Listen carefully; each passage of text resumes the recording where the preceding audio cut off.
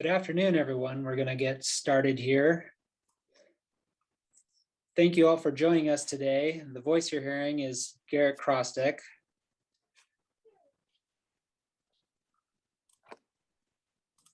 And my video is still disabled, but I'm a board member with Building a Better Bend. We are a nonprofit group founded over 15 years ago with the mission of bringing expert speakers to share their experiences in a way to positively affect the quality of development and the built environment in Bend. Please visit our website for more information at buildingabetterbend.org. We are a sponsor-driven nonprofit. I'd like to thank today's sponsors, which are Pinnacle Architecture, Miller Lumber, and Taylor Development. Thanks so much for generously supporting today's lecture. Bend's sharp growing pains over the past year can be felt at literally every corner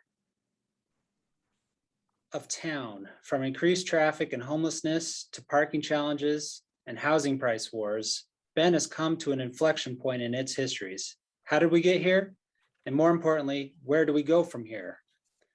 We are really excited to have Kevin Klinkenberg joining us today to tackle these important questions. For 25 years, Kevin has worked as an urban designer, planner, and architect.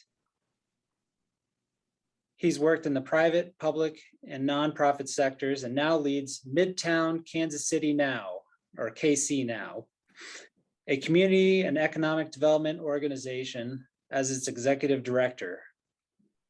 His past experience includes 10 years as a partner and co-founder of 180 Urban Design and Architecture in Kansas City, which worked on projects in 27 states for all manner of public and private clients. While living in Savannah, Georgia, Kevin led the Savannah Development and Renewal Authority as executive director for 4 years and wrote a book titled Why I Walk, Taking a Step in the Right Direction.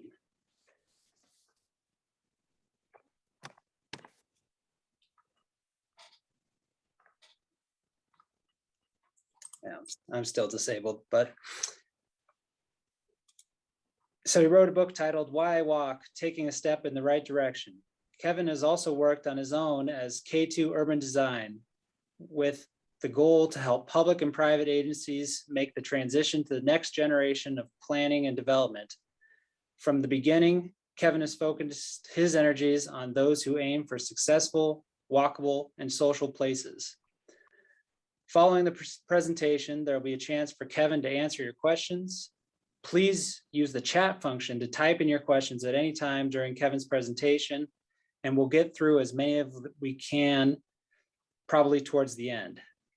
I'm looking forward to hearing Kevin's words of wisdom for Bend, and I hope you are too.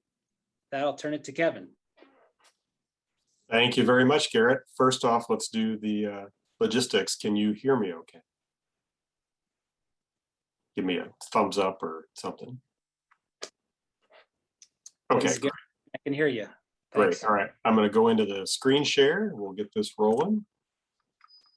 And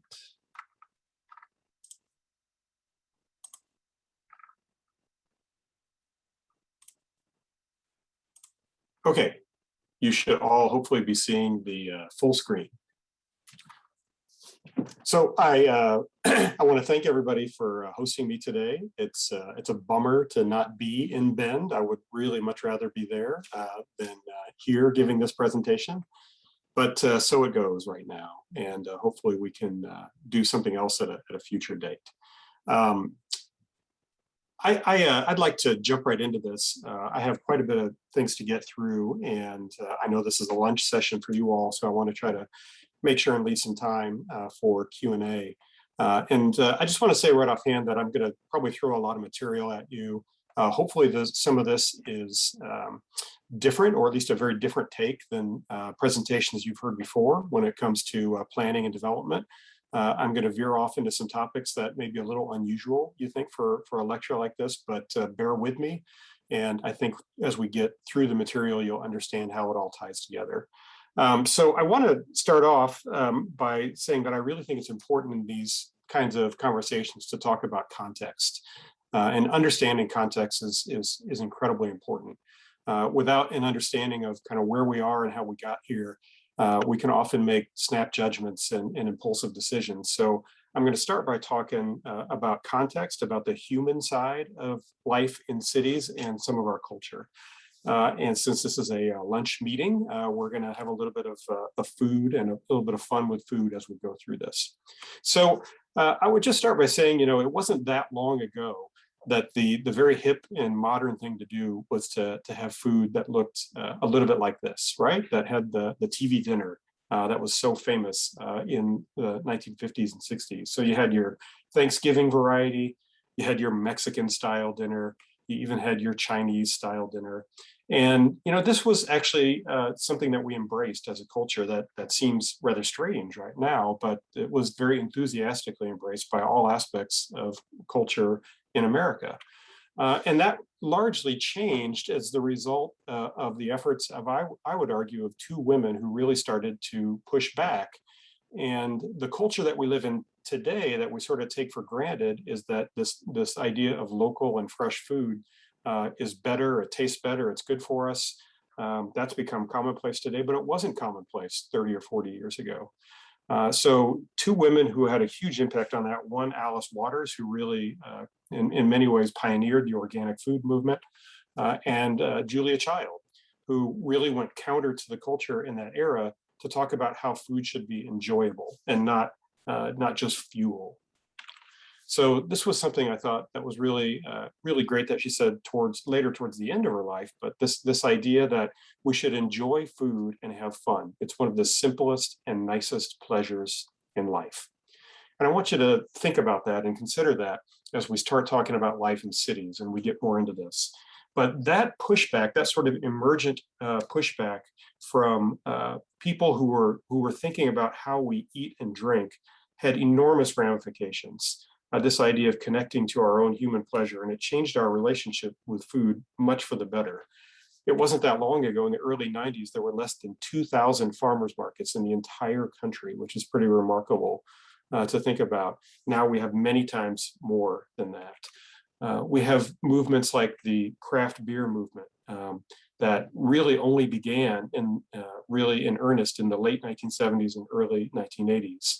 And it began for one overriding reason, that it was just better. It was counter to the sort of mass-produced, industrialized approach that we'd come to embrace for food. The same for wine as well. And I know you have great wine country in Oregon. This is actually the picturesque wine country of Michigan, which I'm sure you're all familiar with. And it's even infected the fast food market, believe it or not, as you see more and more of the fast food chains trying to advertise, not all of them, but some of them, that they have fresh ingredients as well. So I like to say that, you know, the 20th century was marked by us eating generic, mass-produced, and flavorless food because we felt it was the modern thing to do. We had incredible faith in sort of these centralized, top-down institutions, and we had the wealth to try some really dumb things. We were wrong about that. And we've been gradually realizing that now for about 40 years. One aspect of that you can really see is this explosion of TV shows and movies about food and cooking over the last couple of decades, and all about how we're reconnecting with the pleasure of food. I just want to show this trailer real quick, which is about a great little Netflix series called Street Food. A real food, authentic food, it has to be street food. The culture of eating outside, drinking outside, hanging out outside. Always like a party going on. It's a chaotic paradise of food. It's a portal to a world of culinary heritage. People have been doing the same dish for 40, 50, 60 years. They never went to culinary school. แม่จะอายุมากแม่จะบอกเด็กเสมอนะเด็กมันจะขี้ลืมร่างกายเด็กยังสู้แม่ไม่ได้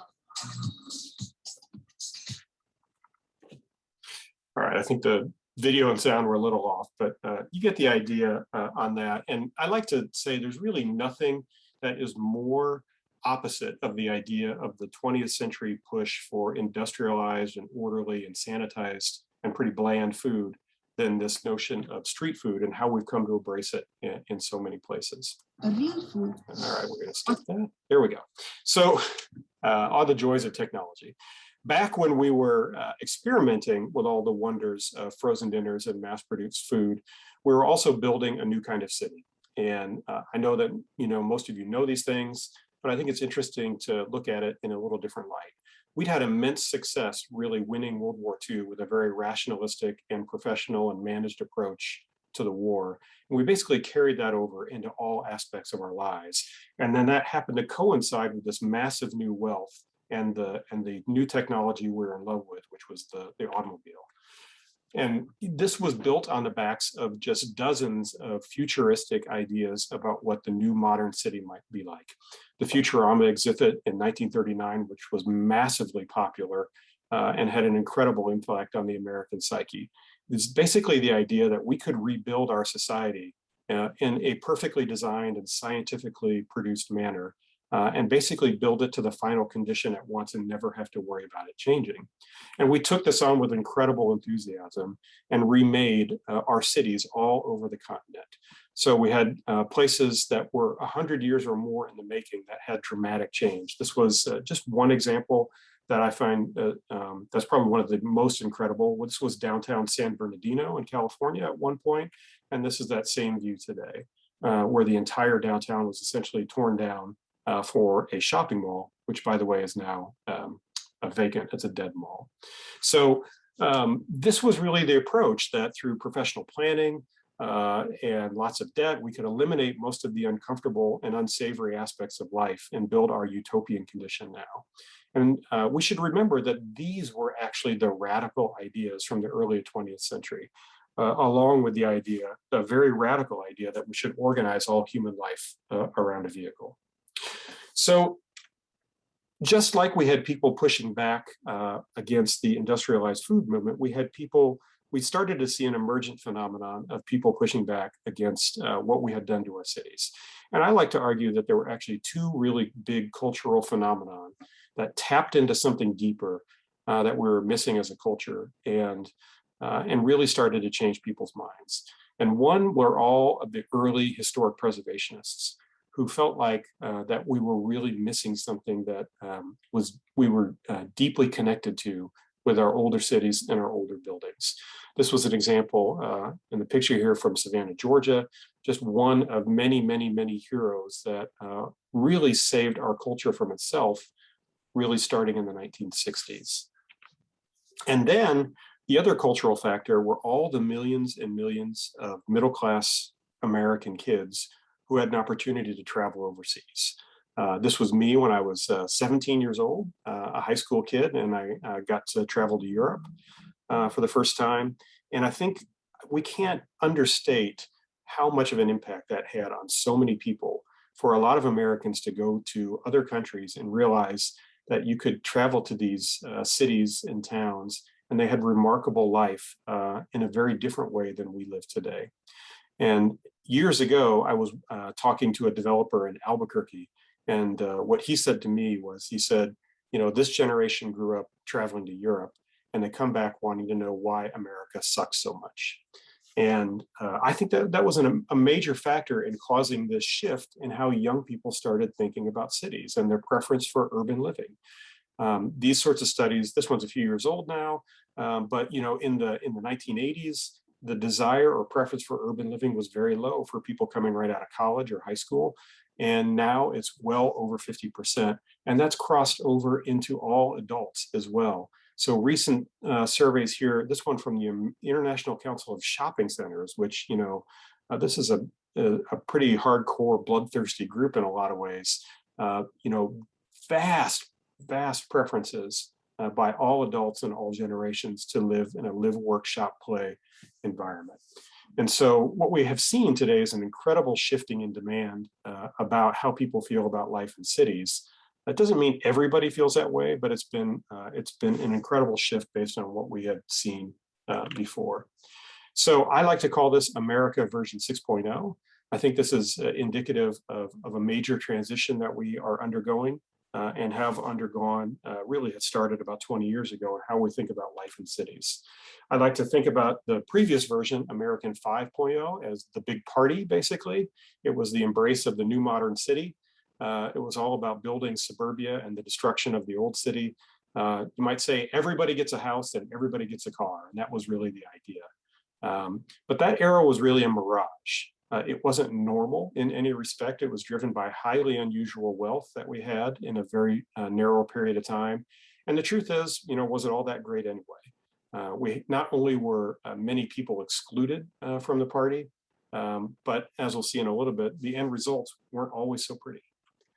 So I like to say that the 20th century, when it comes to cities, was marked by us making these generic, mass-produced, and anti-human cities because we felt it was the modern thing to do. We had incredible faith in these centralized top-down institutions, and we had the wealth to try some dumb things. This example here, by the way, was Frank Lloyd Wright's Broadacre City, arguably our most famous architect that we've ever produced, who really hated cities. And he basically drew out the precursor for American suburbia. So what we're learning, or what we have been learning very slowly and gradually over the last 30, 40 years as a culture, is that we actually were wrong about what we did in the 20th century, and we're rethinking it. One of our great scholars, really, about cities, rest in peace, was Anthony Bourdain, in my opinion, and somebody I truly miss, and his voice that I miss. But he did this little video that I want to share. This is just a little clip of something he did when talking about being in Paris. And I thought, as you listen to this, think about the way he describes the art of being in a city. Look, for everything everybody says, good and bad, Paris remains one of the greatest, most beautiful, most magical cities in the world. And like a lot of other really great cities, it's entirely possible to have a bad time. Please don't do that. It's so easy. Just avoid the obvious. Most of us are lucky to see Paris once in a lifetime. Please make the most of it by doing as little as possible. Walk a little, get lost a bit, eat, catch a breakfast buzz, have a nap, try and have sex if you can, just not with a mind.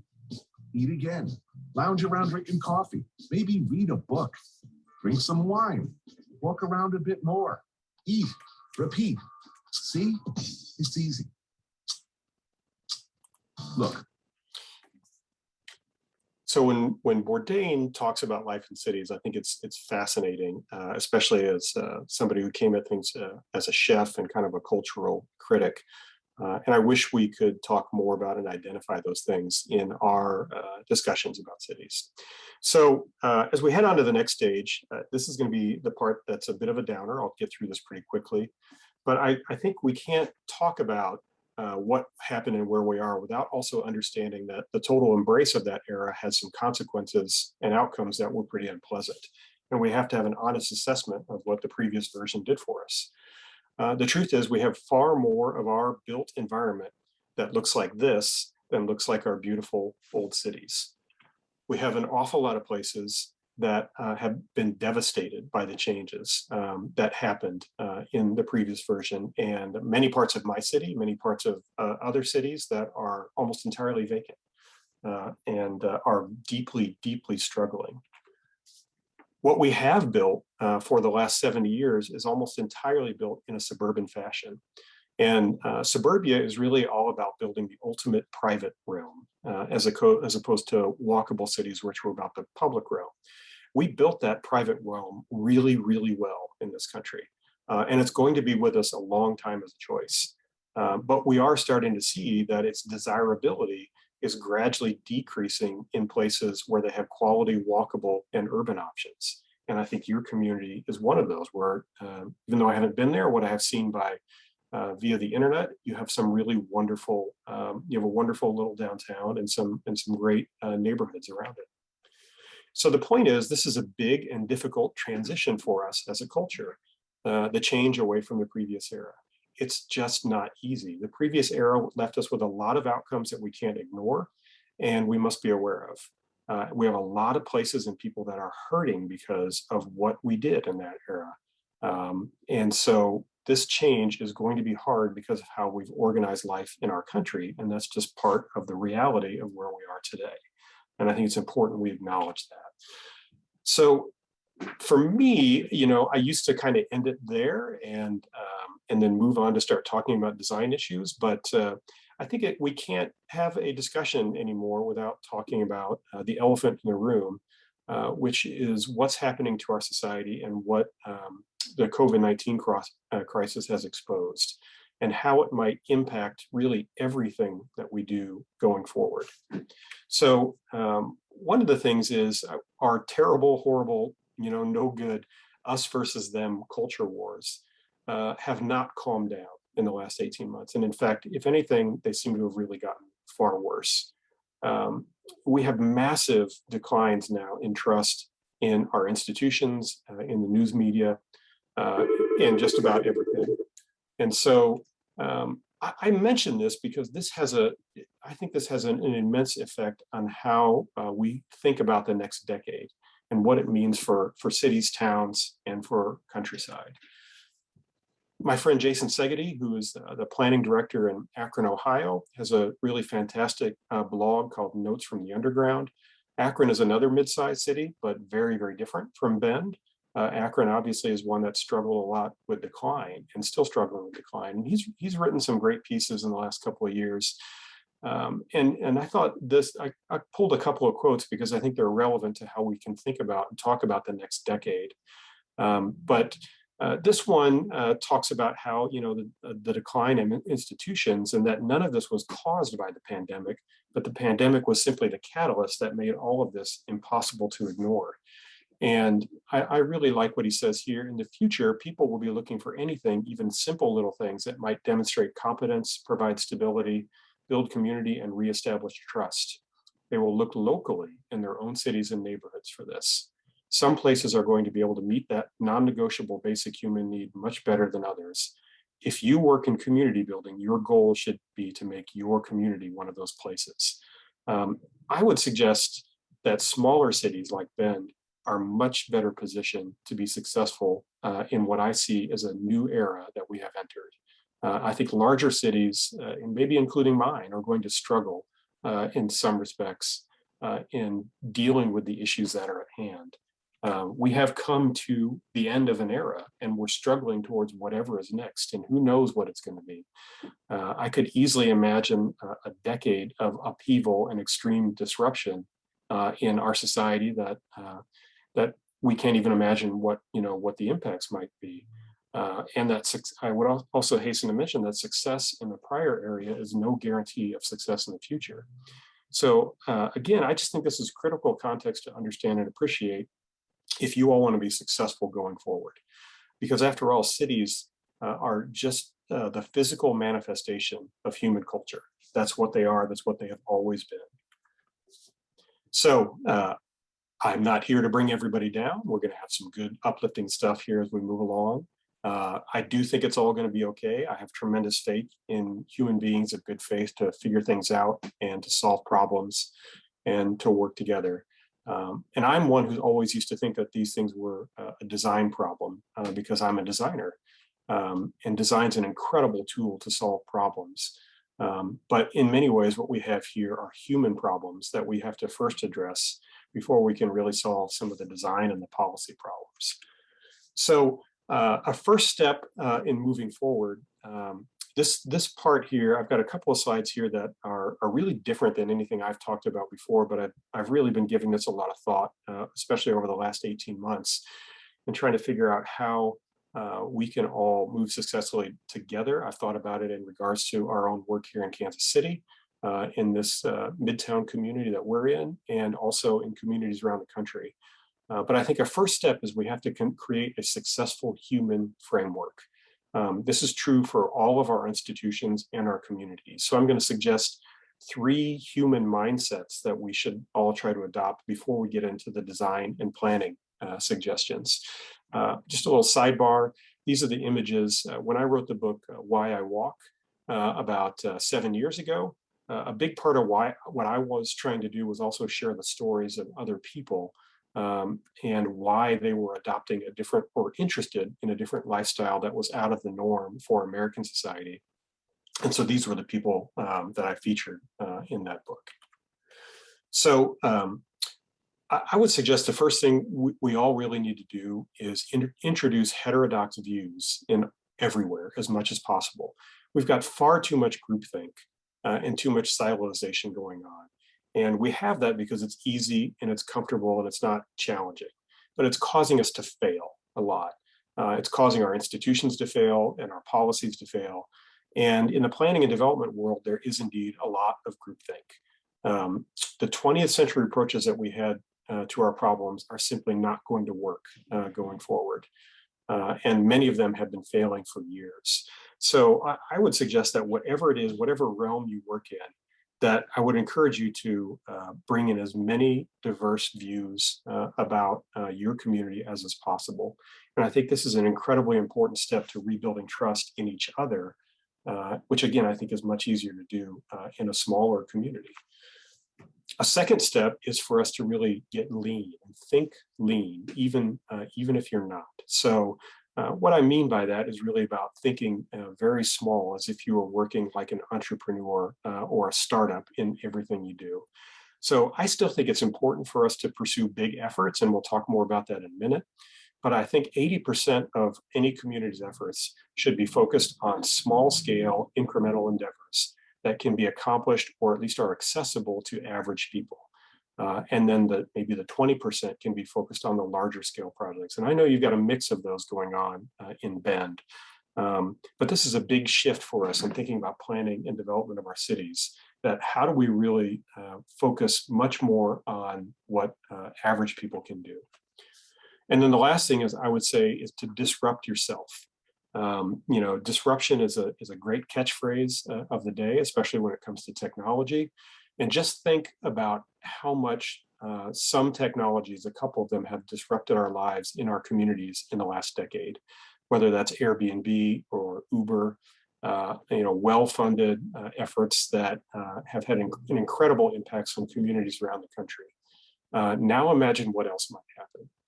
And I would again suggest that anything assumes that current practices that will continue, especially those that are slow moving and expensive, is really ignoring their fragility. So I would encourage everybody to have a disruptive mindset and adapt sooner rather than later, and be the ones who are not being disrupted by somebody else. So once we begin then to address some of those human elements, I think we can really start to tackle the physical reality about how our cities are designed and how they are built. So we kind of titled this one The Rising Tide. And this is really all about giving regular people something to do and empowering people in your community. How can you empower as much bottom-up change as is possible? How do you unleash all of that swarm of activity that's possible in order to achieve real long-lasting success? I'm not here to suggest that I have all the answers on this, that I have all the answers for Bend. I can certainly share success and failure stories from many places that I've lived and worked, and I have a sense of what's going on there from the discussions we had prior to this lecture. But what I'm going to share with you today are 5 elements that I think you should consider in Bend to really start engaging and empowering everybody in your community. The first thing is something I know you've talked about. I know you've had my good friend Dan Parolick here. I think he was the most recent lecture you had in this series. Dan and I go way back together. In fact, I think we worked on our first New Urbanist project together back in 1999. And he's done an amazing job in really talking about the missing middle housing and I watched his previous lecture about some suggestions that you could do in Bend.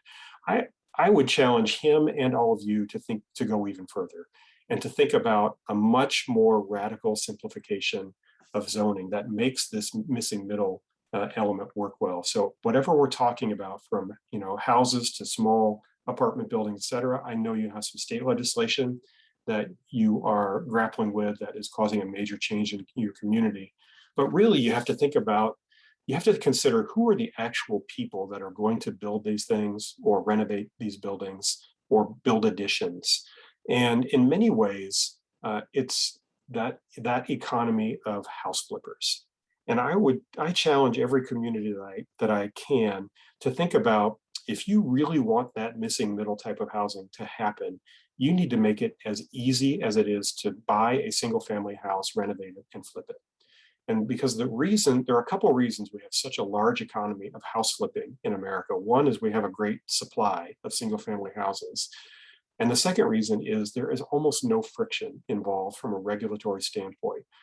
You know, people can literally buy a house, renovate it, and sell it in many cases without even getting a building permit.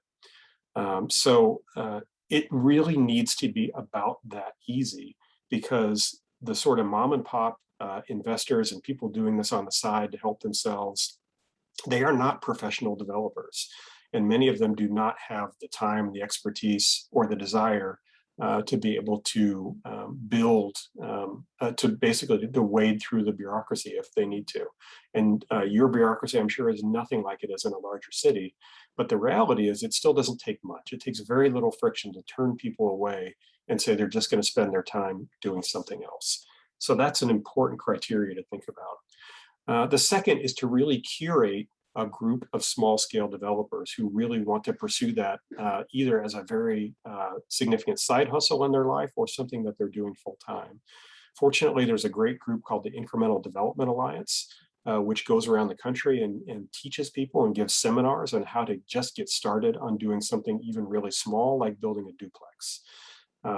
And their challenge is to try to create 1,000 new people like this around the country. I've kind of suggested to them it ought to be 10,000 and to think a little bit bigger in that regard. But you have these people in your community. It's how do you give them the tools and the expertise so they can start doing these things themselves. One technique that some communities have used to help people in that world, again, when you start to think about how do you make it easy as house flipping, are essentially like pre-approved plans. These are house or duplex or fourplex plans that essentially are designed and vetted already through the permitting process, so that somebody could just essentially walk into whether it's a city office or an NGO or somebody else, essentially buy a plan, get a permit the same day, and start building. And so again, that's a huge challenge and shift for how we think about things. But if you want that small scale missing middle housing to operate, we need to be able to think that way. And then we also need to find, in the same vein, find ways to say yes to small scale commerce and to make these sort of things really easy. In fact, people like this in this photo, this guy who was in a neighborhood in Savannah who was just cooking hot dogs and selling them.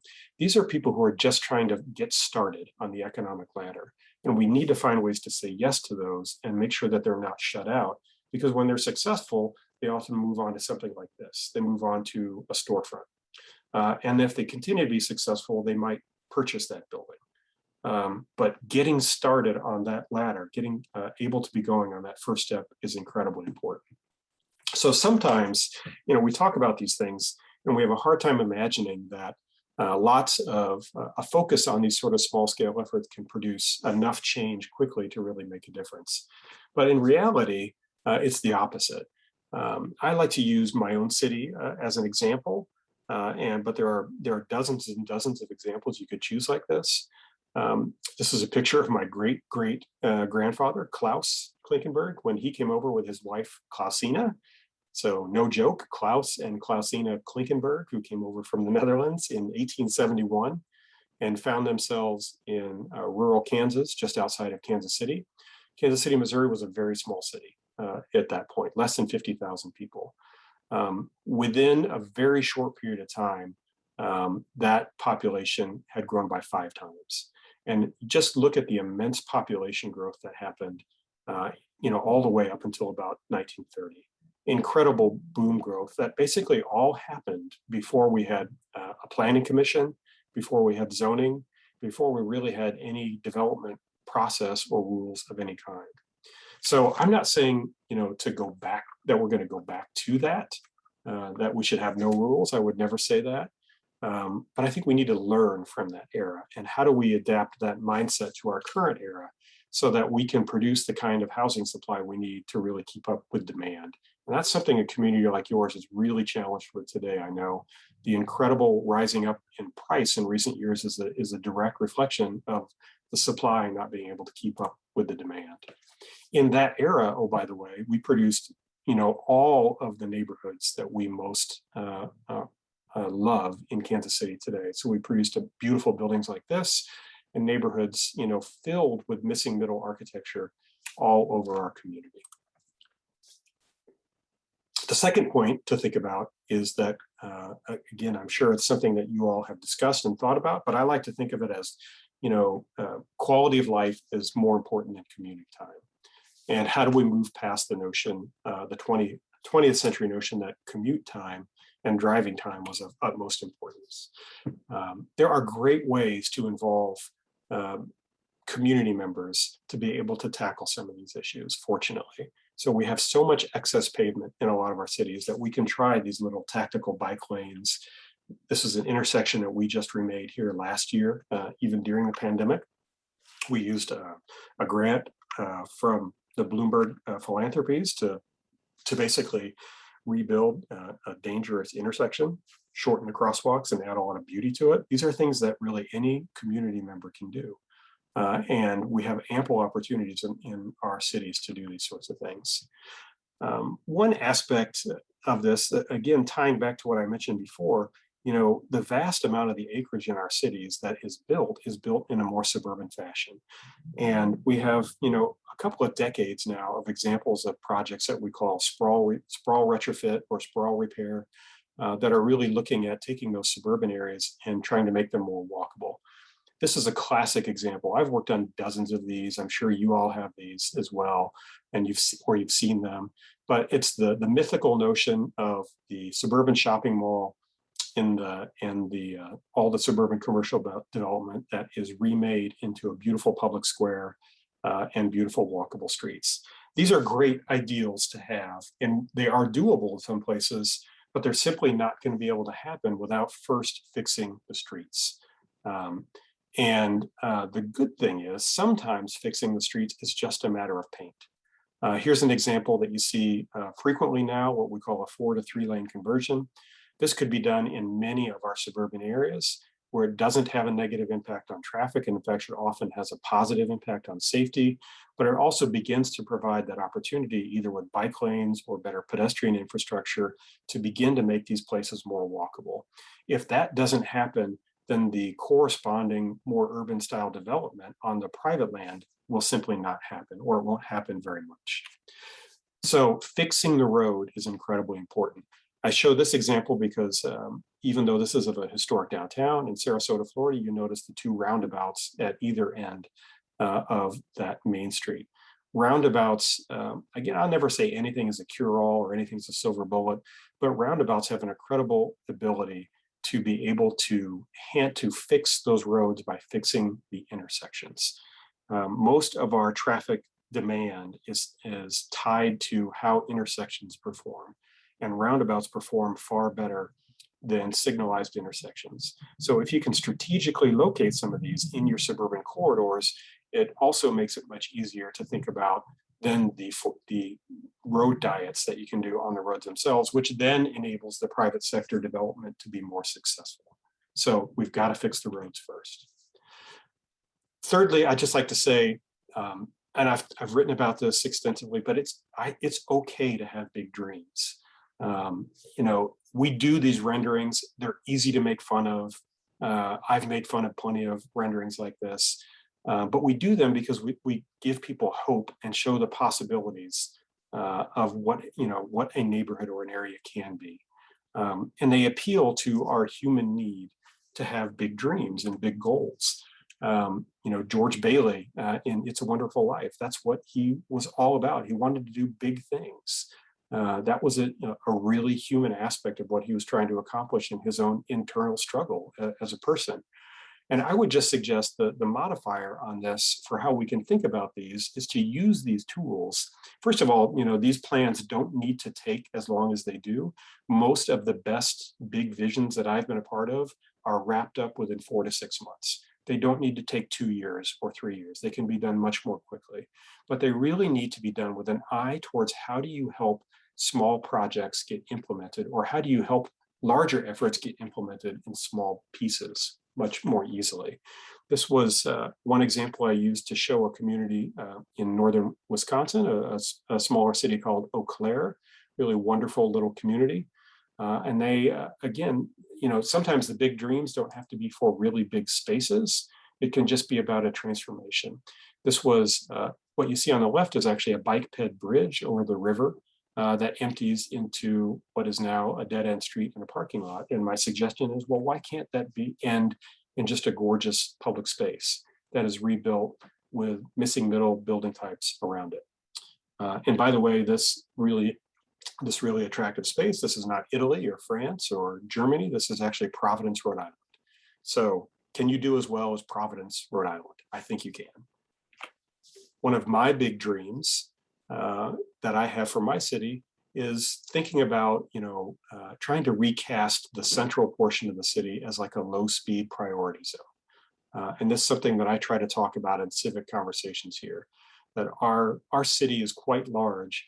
And even if we did most of the historic urban core, that's only about 8% of the land area of the city itself, and actually less than 1% of the regional land area. And my challenge is, why can't we have that part of the city where cars are welcome, but it is understood that you will be going slow if you enter this zone, and that our number 1 and 2 priorities are walking and biking, and then also public transportation. Those are our priorities in those areas. Driving is welcome as well, but there's a different expectation about how that would happen in those areas. So I think it's okay to have some dreams and put them out there. A fourth aspect is, this one is really a challenge more for your local government, your local institutions, is to really manage and coordinate well. Liz Plater-Zyberk was really the first one who taught me about this sort of 3-legged stool of community building. That community building is a blend of design, policy, and management. And all 3 of those have to work if you want to be successful. I like to use the example of parking first and foremost, because parking is the one subject that everybody loves to talk about, no matter where you are. And it's a necessary fact of life in nearly every American city and neighborhood. It's a reality that we can't escape. I hope we can one day. That would be great, but I don't see it happening in the foreseeable future. But what we can do is we can be much smarter about how we handle parking, how we plan for it, how we coordinate it. So I'm going to show you a couple examples from Savannah, Georgia. This was an example we did for a long-term master plan for the greater downtown, which was to really think about primary routes for commuting, for transit, and for cars, and how they could tie into an expansion of parking structures. Savannah actually was one city that has for 30 years had a really smart approach to parking that was very much about shared district-wide parking, that the city owned the garages. And by the way, the city makes money on those garages, enough money that they spin off enough money to pay for a free circulator shuttle for the whole downtown area. So we also took a detailed look then at how you might think about how that idea expanded in the neighborhood that in my old neighborhood in Savannah, which was just out of the historic district. So the concept here was, how do you help a neighborhood that was changing? How do you help it infill even better? How do you better utilize all the lots so that you're not just building a whole lot of scattered parking, but you're actually rebuilding housing? And how can you use a parking structure to catalyze that redevelopment? So this example then just looked at one garage strategically placed in that neighborhood, and the amount of parking it could provide, that would empower the development of all of the highlighted parcels that you see in the area around it, because all of those parcels were close enough that they could share parking and essentially lease parking from that one garage. So just instead of thinking about it as a garage to serve one large development, it's a garage that actually serves a neighborhood and helps it evolve in the pattern that most people were hoping it would evolve. We've looked at the same exercise here in Kansas City. This is a neighborhood just south of downtown where you overlay a 5-minute walking radius, and we tried to imagine locations that would work for shared district garages. So again, you're trying to use a strategic approach to decouple the need for on-site parking, but understand that there's a reality that parking has to be provided in most of our cities. And how do you do it so that it's fiscally sound and has good design and planning implementation? One of the best examples happens to be here in my city, one of the best historic examples, which is the Country Club Plaza. That was a development that started in the 1920s, and it has the advantage of being owned by one owner, but it evolved gradually over 100 years. And you can see by looking at this aerial where the parking structures are, but they're sprinkled all around this shopping and office district. So it's allowed this area to upgrade over time and create a tremendously beloved place for people. And it continues to be one of the most successful areas in our city. Lastly, I would just say, we can't neglect, as I mentioned towards the beginning, that human pleasure is not a frill. I don't think it's wise for us to look to mediocre places for our goals. We should look for the places that really, truly inspire us. And what can we learn about what pleases the human beings the most in those communities? So this again was an example here from Savannah. But I would just say, the culture change that's happening is real. It's going to resonate because it touches our emotional needs as humans. That doesn't mean that like McDonald's is going to go away or fast food is going to go away or any of those sorts of things. But it does mean that it doesn't mean that suburbia is going to go away. But I do think we're going to continue to see the shift about how do we have these kind of communities that really resonate with people that are walkable and beautiful. So I'll conclude here just by saying, I believe we should be excited about what's coming, even though we're going to have some challenging times, I do believe, over the next decade. But we need to focus on how we can have changes that benefit the most people, that really accelerate positive change and that truly please human beings. I'm not suggesting that change is easy. I know it's not. I've been a part of it for a lot of years, and it's very difficult in many ways. But I think we have an opportunity now to look at our cities with fresh eyes and imagine what's possible. I would just suggest, again, that we think about, we can't forget the human element in all of this. Humans are very complex. We're always changing. That's how we are. We're born, we grow, and we die. We're never perfect. We're never simple or fixed in time. We're always evolving and complex. And I like to say that we're messy.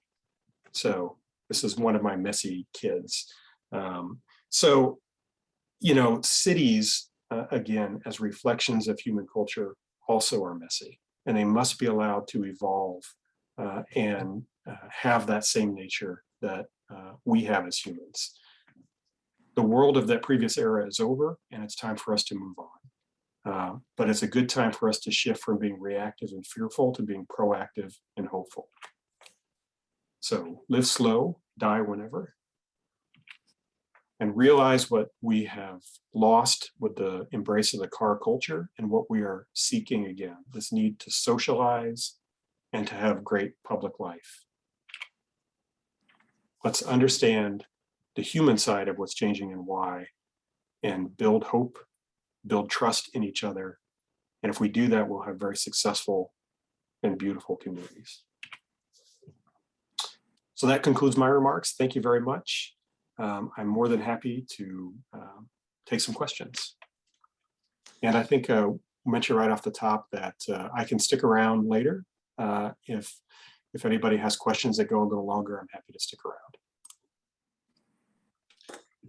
Great. Thank you so much for that fantastic presentation, Kevin. There's a number of questions in the chat, and we'll get to what we can in the time we have. But the first one that caught my eye, and it relates to your sort of dream big motto that you had earlier, was that it's been a long time vision for many Bendites to close one of the downtown streets and turn it into a pedestrian mall or a pedestrian only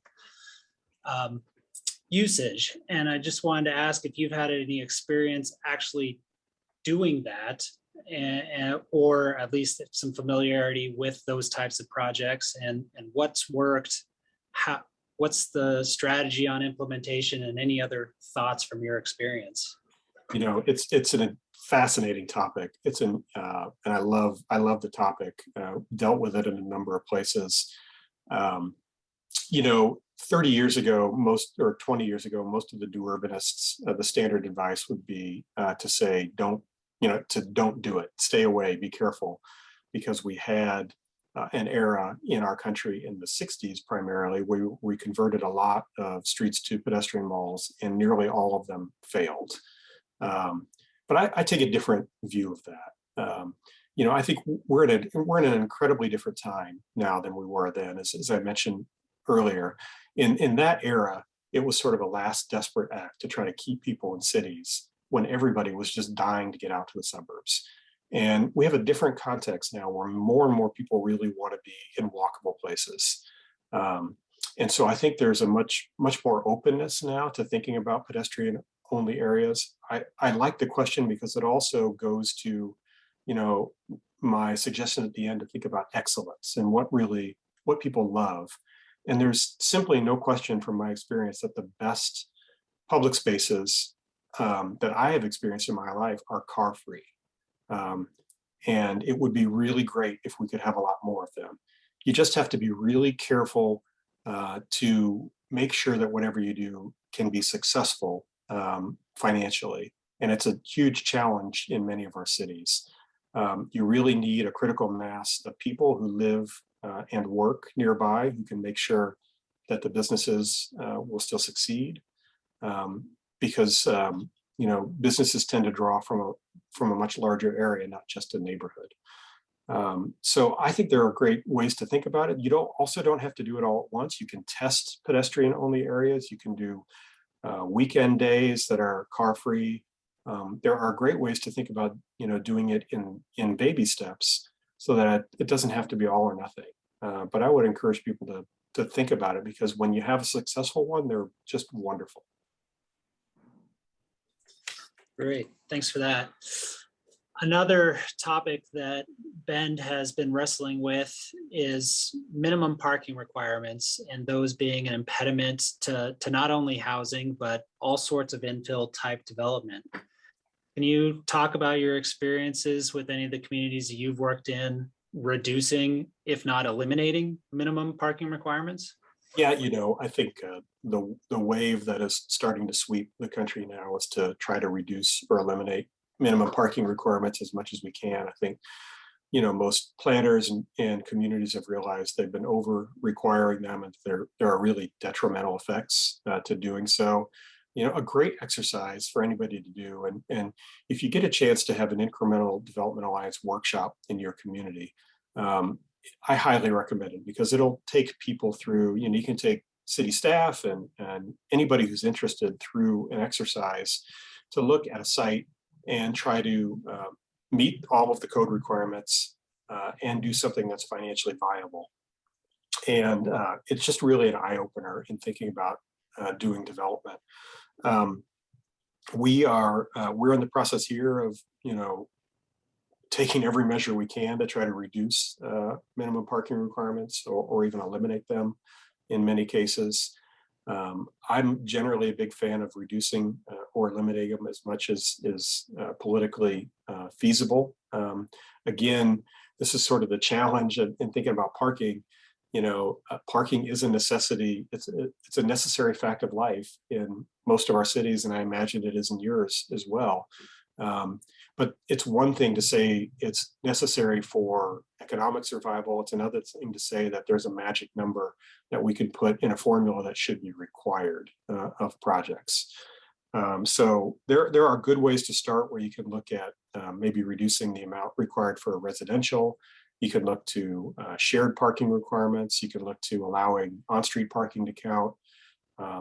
You can look to have certain districts. If you're able to establish a shared district parking area, that's a great place to start by just eliminating any off-street requirements. So there's some good case studies out there of thinking about, again, thinking about like incremental steps towards making change. Great. So we're running right up against the hour, so I'm going to make my pitch for the next lecture, and then we'll carry on with those that wish to stay. So I'd like to take the opportunity again to thank our lecturer, Kevin Klinkenberg, for his time today. I suggest you all go visit his website. He's got some blogs and other things that will be of interest to those that would tune into this lecture. I'd also like to thank our sponsors, Pinnacle Architecture, Miller Lumber, and Tailored Development. Today's lecture has been recorded and will be available on the Building a Better Bend website soon. I'd also like to invite you to Building a Better Bend's next lecture, which is coming up on Thursday, October 14th, when we'll be welcoming Jay Rankins to Bend. The events of 2020 and early 2021 have magnified many longstanding issues and concerns related to systemic racism, inequitable development, and many other social injustices in our communities. For the past 3 years, Jay Rankins worked with the city of Charlotte, North Carolina, to develop a comprehensive plan to guide more equitable growth and development in the community over the next 20 years.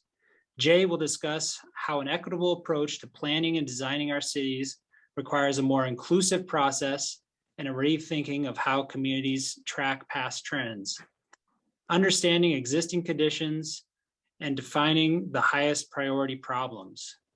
Please mark your calendars for October 14th, 6:30 p.m. at Trinity Episcopal Church, St. Helens Hall.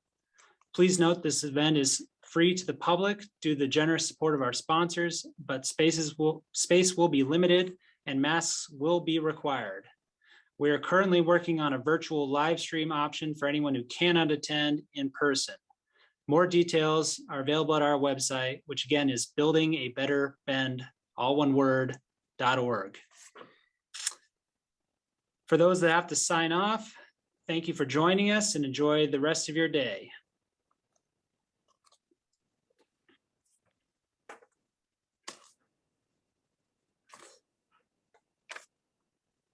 All right, I think there's one or two more questions that I saw in there that I'm sure you'll have some opinions on.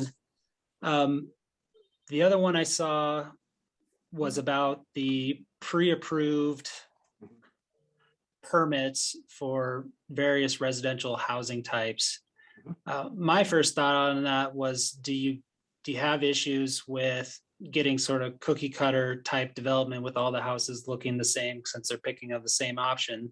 Yeah. And then there was a related question about, how does that impact local design if, these could be national type plans that come in? Well, there's a lot of ways to think about implementing a policy like this. I think Chattanooga, Tennessee might be furthest down the road of anybody in this regard. They had a local foundation who helped fund a series of plans to be drawn that could be used in Chattanooga. I know probably half a dozen other communities who are looking at it. So I think there's a lot of different ways to think about implementing it. In regards to the cookie cutter thing, the old joke we used to have is it's not that cookie cutter is a problem, it's how good is the cookie. If you go to Paris, nobody goes to Paris and says, boy, all the buildings look alike, it's sure ugly here. It's really about how well those are done. And we also have examples from previous eras. I'm sure I can go around the historic neighborhoods in Bend and find several of the same houses that are done over and over. You probably had Sears kit homes built there, just like every other city in the country. Certainly in my community, in our historic neighborhoods, there's probably a group of half a dozen homes that are repeated over and over again. And they still make for beautiful streets. So it's really all about how good the buildings are, more than anything. In terms of affecting the local architects, you can hire local architects to develop the plans, to design them, to create them, and they can be the ones who benefit from the repeat use of those. That would be a great approach to have.